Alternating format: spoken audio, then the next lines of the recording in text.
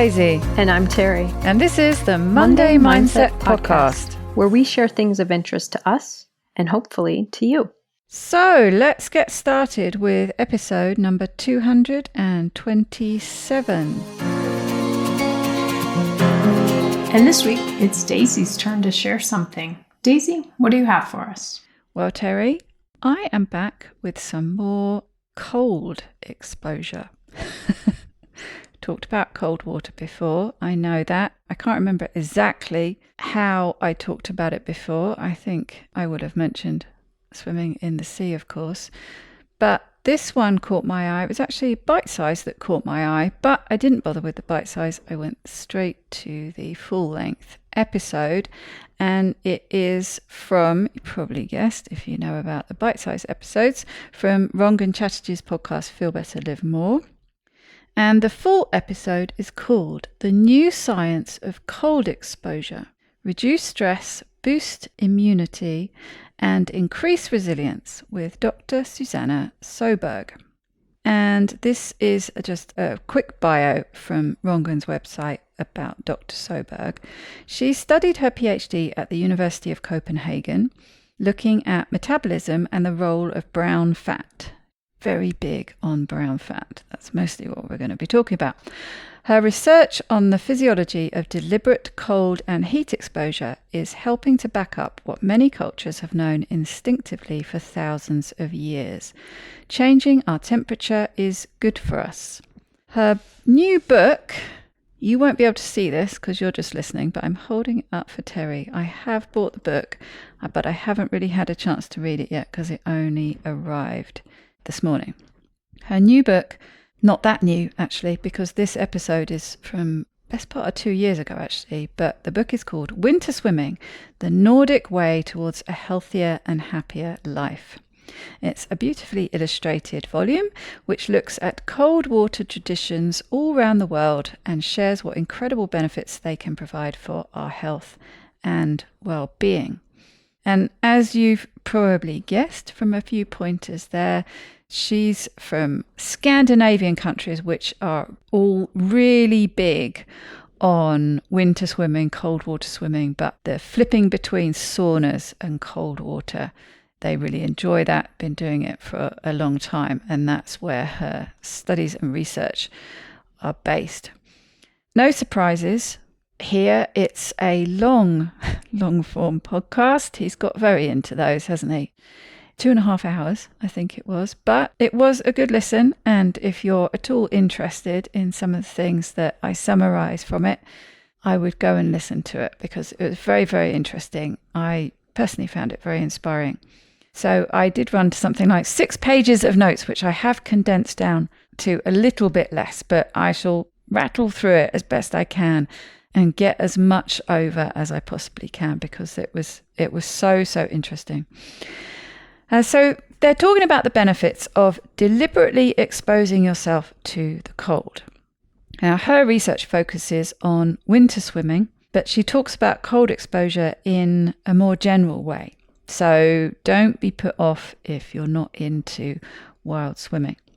She also shares some really interesting stats about sauna use, but I'll save those till the end. I've always been sort of more into cold stuff than hot stuff, but I was a little bit blown away by these stats. But anyway, that's a little bit of a tease. I'll give you those stats at the end. She's obviously passionate about the benefits of cold, and this really rubs off on us as the listeners. Well, at least it did for me, and inspires you to put some of the things she suggests into practice. There are not many things, and certainly no pill, that has such a wide range of applications and benefits in both the immediate and the long term. And keywords that they repeatedly come back to are reset and pain relief, both physical and emotional. And Rangan says he talks a lot about cold exposure to people he works with, and he says he thinks about the benefits as falling into 3 categories. Physical, so things like metabolism, potentially weight loss, type 2 diabetes, immune system, joint pain. The second one is mental health, resilience, mood, anxiety, depression. And then athletes, recovery and endurance. And Dr. Søberg highlights the body-mind connection and how a physical response to the cold leads to changes in the brain, a release of neurotransmitters, which then affects how you feel. And this is what really hooked me, because I mentioned I've been having real problems with depression, and certainly some of the things they talk about has inspired me to maybe make use of this. But again, I'll tell you a little bit about that later. Historically, alternating heat and cold has been well known as being good for the cardiovascular system. It was advocated by Hippocrates, no less. It's called thermalism. It suffered a big setback. This was really interesting. Rangan found this interesting, but it suffered a really big setback where talking about the benefits were overtaken by concerns about hypothermia. And that was after the Titanic disaster. Not surprisingly, people started talking about the dangers of hypothermia. But all the stats that came up around this evolved from accidents happening. But what she is talking about is a deliberate and controlled exposure. That's not to say you shouldn't heed some warnings about timings. Cold is stressful, but deliberate exposure that's regulated and controlled and then followed by relief is a totally different thing. But I don't want to get cold, is what people say to her most often. And they talk about how we've become way too used to seeking comfort and avoiding discomfort. Yes, it's hard at the beginning, and I can attest to that. But you need to push through and remind yourself that you can do hard things. That's one of your sayings, isn't it? It's as much a mental workout as a physical one. And Dr. Søberg says that discomfort has been engineered out of our lives, and our tolerance to stress and discomfort has lowered accordingly. Her research focuses on the activation of brown fat.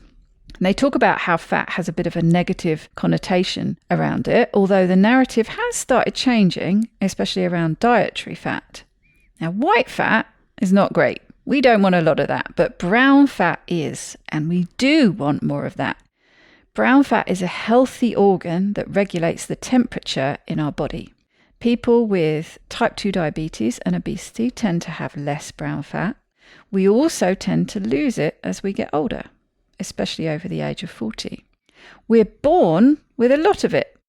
Babies, interesting fact, well, this was for me. I'm sure there are people out there who know this, but babies can't shiver. So they need a lot more brown fat in order to regulate their body temperature. Muscles can generate heat, but it's a much slower response. The brown fat is close to the central nervous system. It's like your rapid response vehicle. So brown fat is like an inner heater. The brain is the thermostat and releases chemicals and hormones to activate it. Brown fat cells need to be activated to stay alive. So it's that old use it or lose it. And the colour, actually, interestingly, comes from mitochondria. Once activated, these brown fat cells, they need fuel. Where do they get that? They get it from the glucose and the fat in our bloodstream. So you can see why the more brown fat we have and the more it gets activated, the more it will need to suck sugar and fat from our system to fuel itself. And I think most of our listeners will know that's a really good thing. This is why it's so good at improving things like insulin sensitivity. Studies have shown, and I have mentioned this before, that simply sleeping in a colder room, and they're talking about a temperature of 19 degrees centigrade, which I did look this up for you Americans, that equates to 66 degrees Fahrenheit, which to me, that's warm. I sleep in the winter, I sleep in much cooler conditions than that. So I suspect I do actually have a reasonable amount of brown fat. But just turning your thermostat down from, and annoyingly, they don't say from what to what, but I'm thinking sort of, I don't know, 2 or 3 degrees higher than that, turning it down to 19. Just that alone will increase brown fat and increase insulin sensitivity and improve your sleep quality. And you'll be doing that while you're sleeping. How good is that? They mention another study looking at benefits to the immune system where they had participants, and this was in an RCT, randomized controlled trial. And they had these participants end their shower with either 30, 60 or 90 seconds of cold water for 30 days. Interestingly, they found that the length of time didn't actually make much difference. But the results were that sick days from work were down compared to the control group. And they didn't go into any more detail than that in the podcast, but I suspect there'll be more in the book. Most of the benefit comes from the start. It's the acute response that's key, and actually going too long can exhaust your cells and not be a good thing. And they talk about the issues they both have with some of the egos that abound on social media, along the lines of, how long can you stay in the ice bath? And I got very annoyed with it, actually. Well, I just got annoyed with the ads. I refused to watch the show, but it was Wim Hof doing a show where there was a lot of that. There was a lot of people jumping into freezing cold water. Not a good idea. And how long you can stay in there and competitiveness and all that. No, that's not a good idea. Being too cold or too warm, so staying in the sauna too long, it's the same, will actually exhaust the cells. Cold is more potent than heat. You can actually activate brown fat cells with heat, but more so, much more so with cold, because we have 3 to 10 times more cold receptors on the skin than hot receptors. And that's why you can stay in the sauna longer than the ice bath. And they joked a little bit about the differences between men and women and how, in the main, it tended to be the men who got into the ego competition bro thing. And women, she said anyway, that she's found that women tend to do it for other reasons. And they do it more for the after effects than how long can I sit in an ice bath for. Overall, more popular with women, especially around that women of a certain age, menopause type age. And that's what you tend to see with the cold water swimming in the sea too. So Rangan asked Dr. Søberg to define cold. How cold does your cold have to be? And she cites statistics for hypothermia because that's what's available. And that's classed as 15 degrees centigrade, which is 60 degrees Fahrenheit, or lower. So actually not necessarily that cold. The time it takes varies on way too many things to give a specific time. So it's going to depend on that temperature, whether it's air temperature, water temperature, your body type, all sorts of things. But this is the sort of temperature that we're talking about, 15 or below. But she says the key is that it's relative. And brown fat will be activated as long as you're exposing yourself to something that's colder than your skin. So just going outside on a cold day in a t-shirt for a few minutes will do it. Sleeping in a cooler than usual room will do it. She does emphasize that listening to your body is key, and this is particularly important when you're doing something like cold water immersion in the sea, in a ice bath, in whatever it is. And it's an important part of the mindfulness aspect, which you can't avoid. It's a surefire way of bringing you into the moment. Dunking yourself in cold water, you really cannot think about anything else. And she talks a bit about what happens in cold water, which is pretty interesting. So first of all, when you go into the water, you have the cold shock response. So as soon as you enter the cold water, you activate those cold receptors in your skin. This sends a signal to the brain, which releases norepinephrine, which contracts the blood vessels so less blood is in your skin. Once you're in and up to your neck and through the first minute, definitely the hardest part, which is about what it takes to get through that initial response, you then activate the diving response. This activates the parasympathetic nervous system. So within a very short space of time, you're actually getting a combination activation of the stress response and calmness. It's really, really unusual to activate both the sympathetic and the parasympathetic systems at the same time. It creates conflict in the body and is a great workout for the nervous system. It's like resilience training for your body and mind. And so we've mentioned chemicals being released, and they talk a little bit more about those. Noradrenaline is a brain chemical. It's also a hormone released from the adrenal glands. The brain reacts first, and within minutes, it will be increased 250% above baseline. Dopamine, our good old friend dopamine, is released at the same time. And we know this is great for drive and motivation, so it helps with establishing a new habit like this. But unlike the dopamine release you get from something like drugs, which is followed by a crash afterwards, the dopamine release from cold exposure can last for 4 hours afterwards. Because it's a natural increase, it's a natural reaction in your body, it lasts that much longer. They go on to talk a little bit about benefits for mood. Rangan says that our window of tolerance, as he calls it, is very narrow now. And he talks about conversations he used to have with patients with depression and how apathy was common and a feeling of a narrow experience of life. And I must admit, this was a moment that brought me up short and really resonated with how I often feel. It's something that I often worry about and quite often say out loud or to myself that my mood makes me feel that way, and I just sort of exist and tick along, and I worry that I'm kind of wasting my life away. And he wonders if cold exposure can sort of shock people like this out of this narrow experience into a broader perspective. So we know what happens in the body and brain, but what about how you feel? And Dr. Søberg talks about how perspective comes from getting out of your mind and body, but in a controlled way. And cold exposure forces you into a state of mindfulness, definitely does, and plunges you, excuse the pun, into a fight or flight state. You're in that moment, whether you like it or not. They do talk about how when you're stressed, you tend to have less tolerance to cold.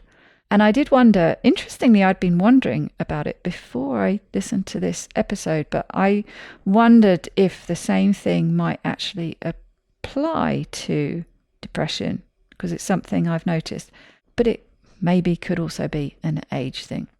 In general, they say, as a society, we're in a state of overwhelm. So could we possibly use cold exposure as a reset?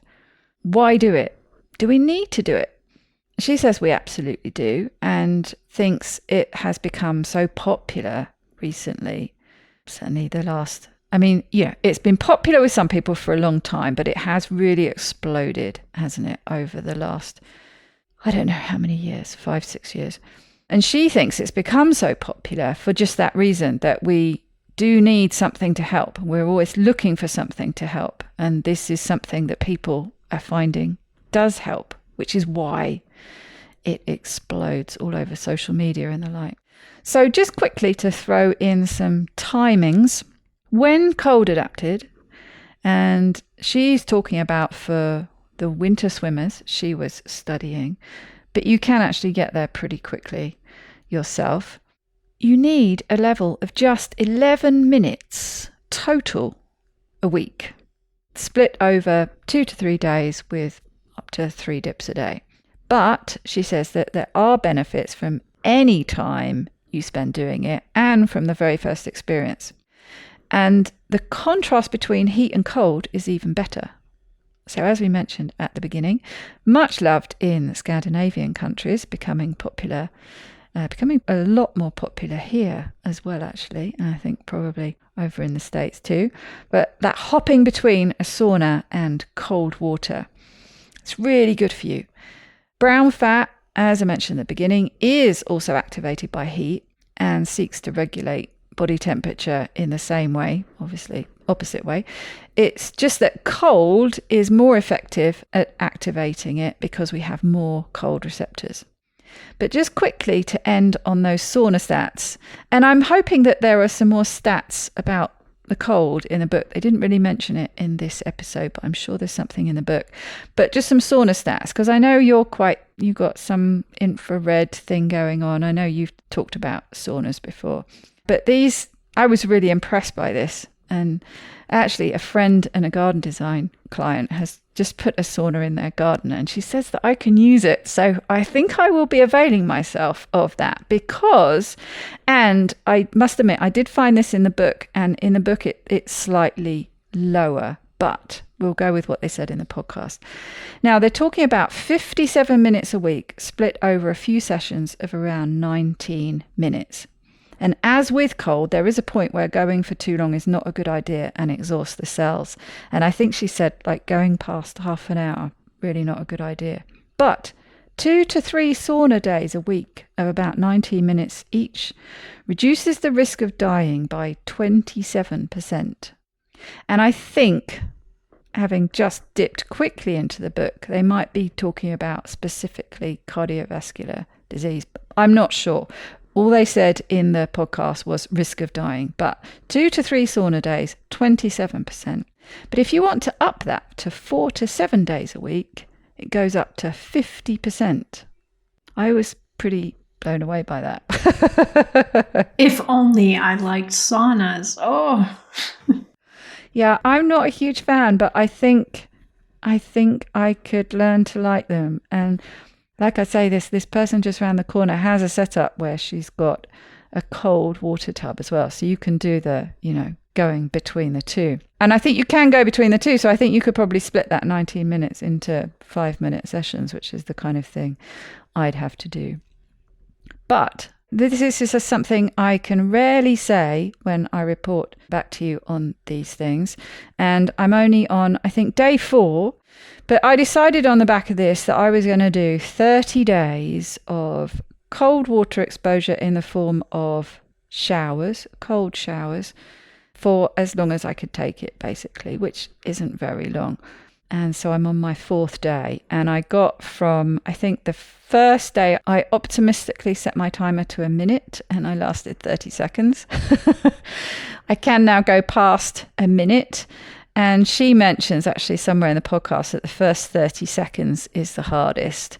And definitely once you push through a minute, it gets easier. And actually that really is true. The only thing that I was a little bit horrified to discover, because I thought, well, I'll measure to see what is the temperature of this cold water that feels extremely cold, and certainly getting that cold shock response. It's actually 19 degrees. I had looked that up, haven't I? Because it was the same as the room temperature, 66 degrees Fahrenheit. But that's actually not that cold. And the air temperature, which I also measured, was about the same. So that just shows the difference in what it feels like when it's water on your body as opposed to the air temperature, because 18, 90 degrees air temperature environment for me feels warm and comfortable. Getting into that shower at that temperature, no. That takes my breath away. So I haven't noticed anything, haven't really noticed a change in my mood yet.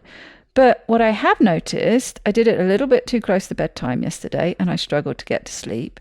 And they do say in the main it's an energizing type thing, so it is better to do it in the morning. But interestingly, some people say that it can be quite good if you do it sort of a few hours or more before bedtime, because lowering your core temperature a bit actually improves sleep. So there's a for and against on that. But in the most part, people say energizing, best to do it earlier on in the day. But what I have found that's really interesting, that I found very, very noticeable, like I say, it's not cold and I'm not feeling cold, but I have noticed that my hands have felt really warm. I've always had sort of fairly warm hands, but I have been noticing for a while that I've been feeling the cold a bit more. But I've noticed these, since I've been doing the cold showers, or the not so cold, but feels very cold, very warm hands. So I think something's going on. But I found it very interesting. Activating that brown fat. Activating that brown fat. Yeah. And yeah, she talks about how, this whole use it or lose it. But she says it's so easy. All you've got to do is ask your body to start using it and it will start activating it. So, you haven't got to go and lift heavy weights or anything. We've been talking, haven't we, about all these things I feel like you should be doing. And I've been talking about how I wanted to get back in the sea and blah, blah, blah. Everything has felt, no, that feels too much. It feels too much. But when she talks about the benefits of the cold water and the potential improvements it could have on a variety of things, but my main motivation is mood, I thought, well, actually, I could commit to a minute or two of a cold shower every day for 30 days to see what happens. So it's one of those occasions where I have actually put something into practice. And even starting to notice some things, even if it's not yet the desired bigger outcomes, you are starting to see that some things feel a little different.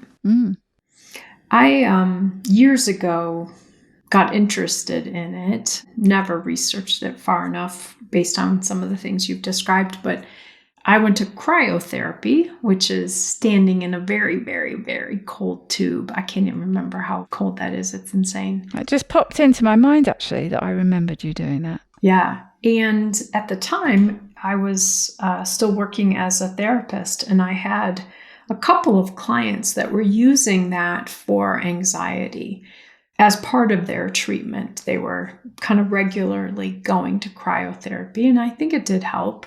Sometimes it's hard to tell with things like that because it's like, well, is this thing helping? Is this thing helping? It wasn't in isolation to know.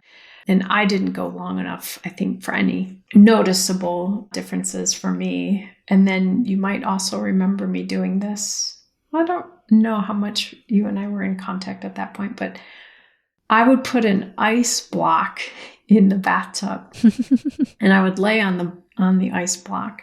I would get 2 big bags of ice. One leaned up at the back of the tub for my torso and then one under me. It was pretty painful, but I got to the point where I could lay on that for an hour. Wow. But if you open that bag and put that ice in water, I could not even get in. Like, it was funny. So drastically different, exposing a little bit of your body to the cold versus submerging yourself. So every now and then I think about the ice bath thing. I'm like, oh, I should get one of those tubs. And like, I have such an aversion to even thinking about doing it. We have some hot springs here. The town that I live in is pretty well known for hot springs. And at the one hot springs location, they have all these different hot tubs, of the spring water. And then there's one cold one. So as you were talking, Daisy, I thought, oh, I should get a membership there and I should just go hop between the tubs. But I'm pretty wimpy when it comes to cold. I give you so much credit for the sea swimming that you do in the cold because, I don't know that I could do that. Yeah, there's definitely a big difference. And she talks about how something like a cold shower is a really easy, quick, cheap way for anyone to try it out. But she does talk about how the full immersion is better. And I'm sure there are other people out there who felt the same way as me. There was too much of James Clear's friction on getting back into the sea swimming for now. But the standing under a cold shower felt doable. Well, that's a way in. So it's better to be doing something than doing nothing. And the way I look at it, I mean, there are some very valid reasons for not wanting to swim in the sea. Some days it's too rough to go in. Some days they've been dumping too much sewage in there, whatever reason. But what I felt like it might do is sort of get me back into the mindset of it. And when there was that perfect day, my perfect sea swimming day was one of the coldest days of the year. It was down near freezing. There was frost on the pebbles. The sky was blue. Sun was shining. freezing bloody cold. The sea was like a mill pond. I mean, that's my perfect swim. And, and it was glorious. So my feeling is I can pick the days when it is a day like that. Maybe, I can go and do it. But yeah, I am tempted to get one of these cheap. You can get these really cheap, just little sort of blow up plastic barrel things that you fill with water and you dunk yourself in it. You can put ice in it depending what temperature you want. But yeah, I am tempted. But I thought, well, no, I'll stick to the 30-day commitment, see how that goes and take it from there. There's a brand of them here that aren't even like the actual fancier tubs, that they're basically like big plastic totes as a way to really save some money. Yeah. We recently got a hot tub. So maybe I'll get in the hot tub and then sit outside in the cold, and then get in the hot tub and then sit outside in the cold. But that would work, in your winter when it's cold. Absolutely. Yeah. Even the getting to and from. Mm-hmm. So yeah, don't wrap up coming out from the hot tub or getting to there. So, that's just, but that's the thing. She's not talking about spending a lot of time. Mm-hmm. A minute, 30 seconds in the cold. Then you, enjoy the hot tub for longer. And then you do just a brief cold exposure. And it really does. I mean, it is shocking. It's definitely a shocking, take your breath away type reaction. But as soon as you come out of it, your body warms up extremely quickly. It is different when you've been in longer. You have to be aware of things like the afterdrop, where actually your core carries on cooling after you've come out, which often catches people out. That's where you have to be super aware and tuned in.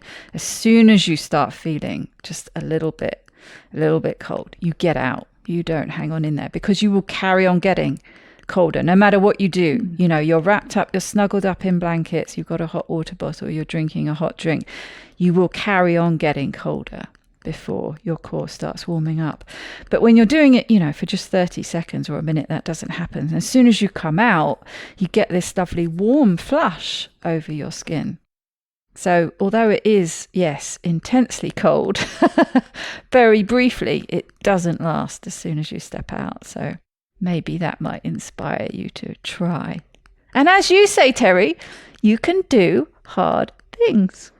We can. Yes, of course. Mm-hmm. Well, I'll work on that one. I do really believe in the benefits. I believe the science, and I love that you went into some detail here to really help kind of drive home the importance. So I definitely need to get on that. I did find it interesting and just really, so difficult in some ways, but potentially such an easy way. And also to do some of the easier things, like simply turning your thermostat down a bit for your room temperature while you're asleep. That will increase your brown fat and increase your insulin sensitivity. And that's important for a lot of people listening. So just, try something like that.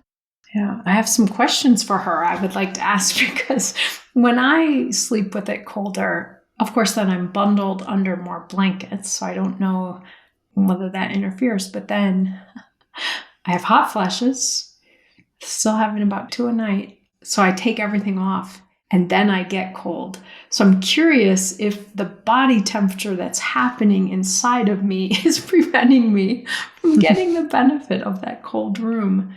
Maybe I'm getting it right at the end before I bring the blankets back. Yeah, I don't know. I don't know how that works. You'd have to ask her that. But I don't think so. I think it's the overall temperature. I suppose, as she talks about, it's activating it by skin receptors. So you have to have some skin receptors on show for it to activate. But presumably, you do that just with your face and your neck and maybe your hands that are exposed. I don't know. But there's quite a well-known study that they've done where they've compared it just by dropping it a couple of degrees, and they've measured it. It's, this is referred to quite often, so it's pretty solid. Very good. So we all have our assignment.